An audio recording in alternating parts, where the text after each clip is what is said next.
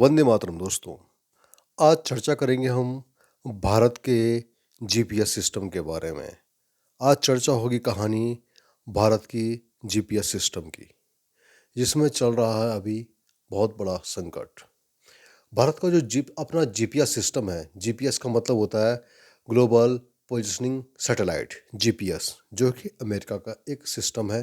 जैसे कि हम वर्तमान समय में, आपको पता है जीपीएस क्या चीज़ होता है। जैसे हम गूगल मैप ऑन करते हैं, उसकी सहायता से हम लोकेशन देखते हैं। तो ये जो सब काम कर रही है, वो चीज़ें कर रही है काम जीपीएस के आधार पर। और भारत का भी अपना एक जीपीएस है, जिसका कि नाम है नाविक। इसको नाविक नाम दिया गया है, ठीक है, जो कि अभी संकट के दौर से गुजर रहा है। नाविक को विकसित किया है इसरो ने, इंडियन स्पेस रिसर्च ऑर्गेनाइजेशन ने।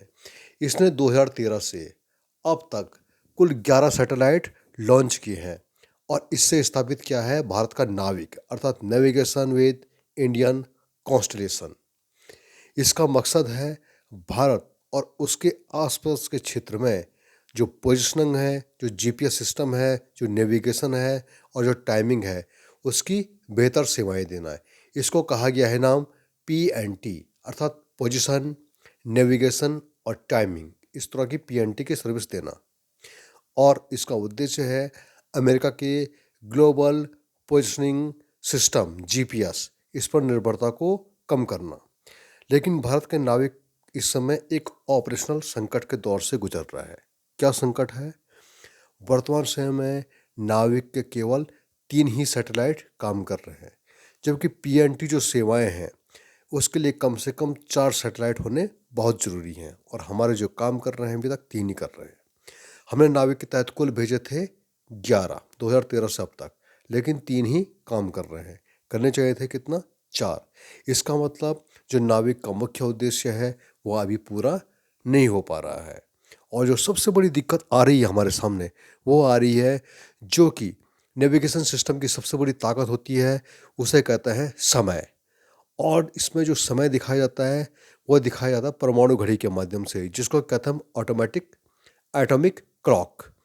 और यह एक हर नेविगेशन सैटेलाइट सिस्टम का हृदय होता है। कौन? एटॉमिक क्लॉक, जो कि बहुत सटीक समय देता है। लेकिन जो हमारा नाविक का एटॉमिक क्लॉक है वो ठीक से काम नहीं कर रहा है। अभी हाल ही में बीते 13 मार्च को Indian regional navigation satellite system का 1F जो एटॉमिक क्लॉक था वो फेल हो चुका था।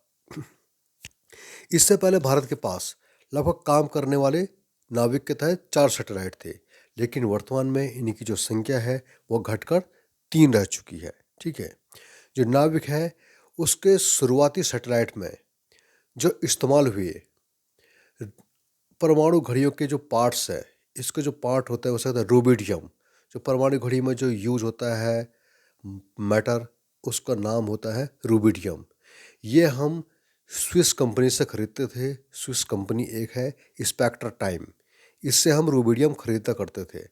लेकिन बार बार ये हमारे परमाणु क्लॉक, हमारी ये परमाणु घड़ी फेल होती जा रही थी, जिससे हमारा नेविगेशन सिस्टम कमज़ोर हो चला था।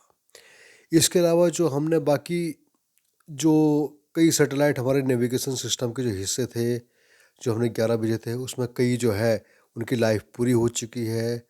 और कुछ सैटेलाइट ऐसे थे जो कि अपनी सही कक्षा में पहुंच नहीं पाए, जो इनकी तय ऑर्बिट थे वहाँ नहीं पहुंच पाए। और कुछ क्लॉक्स, कईयों की जो क्लॉक्स थी, जो घड़ियाँ थी, वो ख़राब हो गए।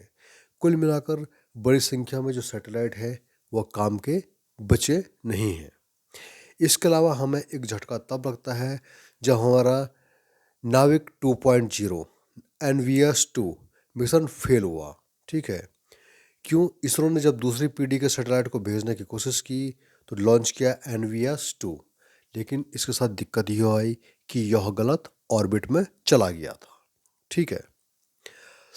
इससे क्या हुआ कि जो हमारा NVS नेविगेशन सिस्टम था उसके सुधार की उम्मीद को एक बहुत बड़ा झटका लगा। उसके बाद 2018 के बाद भारत ने एक बहुत बड़ा फैसला लिया नेविगेशन के फील्ड में।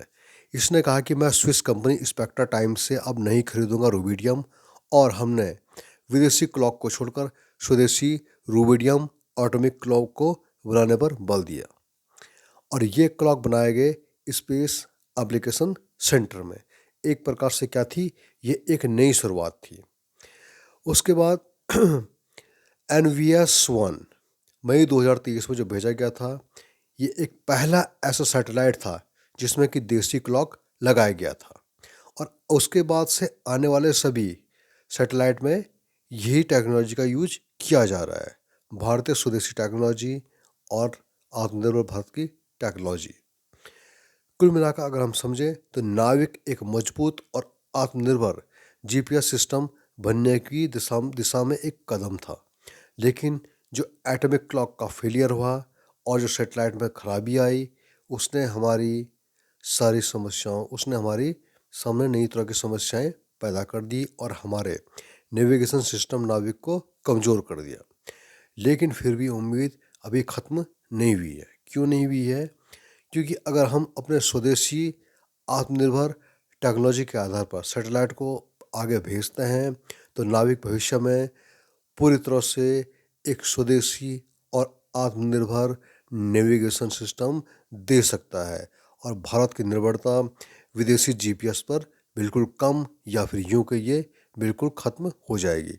तो परीक्षा की दृष्टि से बहुत ही अधिक इम्पोर्टेंट कॉन्सेप्ट वंदे मातरम।